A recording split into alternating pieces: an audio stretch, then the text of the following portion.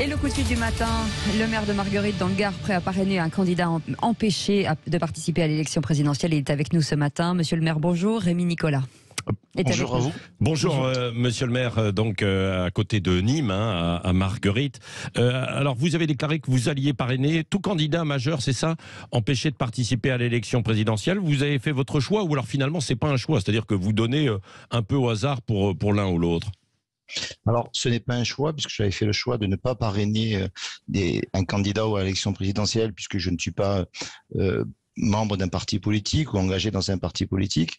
Néanmoins, au vu de la situation où des candidats majeurs, et notamment les candidats Le Pen, Mélenchon, Zemmour, aujourd'hui semblent manquer de parrainage, je crois qu'il est de notre responsabilité de maire d'assurer ce droit, ce pouvoir qui nous est donné de positionner des candidats sur la ligne de départ. Donc, ce n'est pas un choix, ou c'est un choix, ça sera un choix par défaut.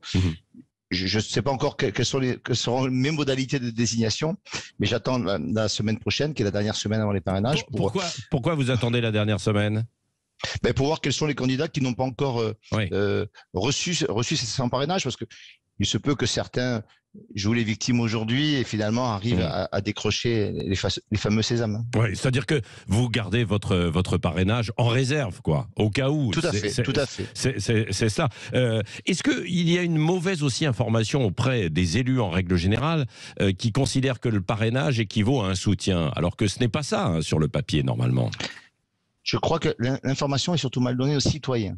Ouais. Et c'est les citoyens qui voient à travers le parrainage un soutien politique.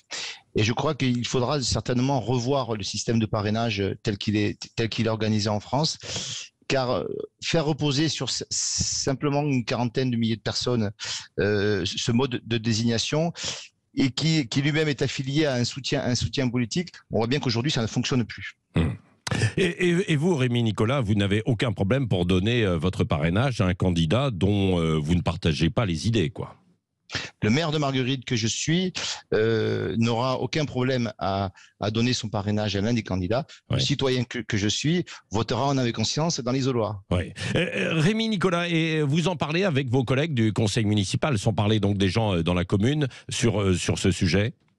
Bien sûr, c'est un sujet qui nous a énormément animés, car moi, au sein de mon conseil municipal, nous avons des gens qui sont d'origine politique très très diverses, aucun n'est encarté, mais il y a des gens de droite comme des gens de gauche, et nous ne voulions pas avoir cet affichage politique. Donc nous avions fait le choix effectivement de ne soutenir personne. Maintenant, la situation pour cette élection présidentielle-là est particulière et nous a obligés effectivement à évoluer et à prendre nos responsabilités. Je crois que c'est ce qui est demandé au maire aujourd'hui, notamment par l'intervention du Premier ministre. Oui. Merci beaucoup, Rémi Nicolas. On vous appellera peut-être la semaine prochaine pour voir.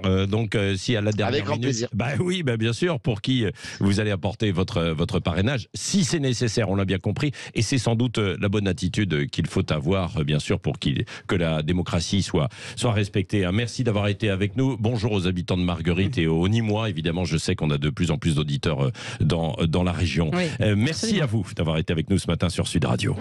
Et tout de suite...